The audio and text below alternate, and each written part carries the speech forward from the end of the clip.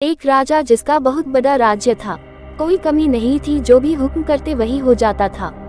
लेकिन राजा में एक आदत थी कि वह जो भी कोई थोड़ी सी गलती करता उसे तुरंत 10 बड़े खूंखार कुत्तों के सामने डालकर उसे कुत्तों से नोचवाता।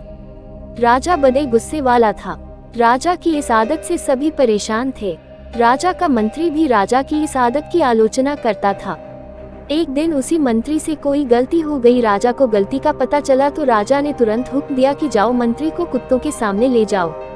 मंत्री ने राजा से गलती मानी, माफी मांगी, लेकिन राजा ने कुछ नहीं सुना और कहा कि जो कह दिया सो कह दिया, और सिपाहियों से कहा ले जाओ कुत्तों के बाड़े में।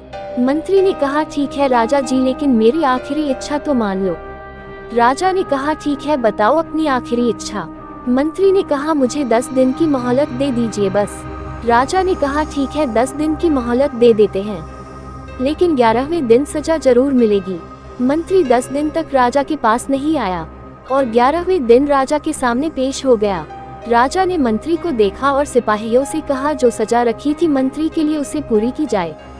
सिपाही मंत्री को कुत्तों के बाड़े में लेकर गए। कुत्तों को भी खोल दिया गया, लेकिन कुत्ते मंत्री पर प्रहार करने के बजाय मंत्री से प्यार से पेश आ रहे थे। यह देखकर राजा चौंक गया कि जिन कुत्तों को प्रहार करने के लिए ट्रेन किया गया है वे इतने प्यार से पेश आ रहे हैं। राजा ने मंत्री से कहा कि ये चमत्कार कैसे हो गया, इन कुत्तों को क्या हो गया है। मंत्री ने जवाब दिया कि इन 10 दिनों में मैंने इन कुत्तों की बहुत सेवा की है, इन्हें खाना खिलाया, नहलाया। अब इन कुत्ते जान चुके हैं कि मैं इनके लिए कुछ अच्छा करता हूँ, ना कि बुरा। ये मुझ पर प्रहार नहीं करेंगे। मैंने आपकी इतने दिनों से सेवा की है, फिर भी आप मेरी एक गलती को माफ नहीं कर सके। आपसे ज्यादा अच्छे तो ये कुत्ते हैं जो अच्छा और बुरे को पहचानते हैं। राजा यह सब देखकर बड़ा शर्मिंदा हुआ।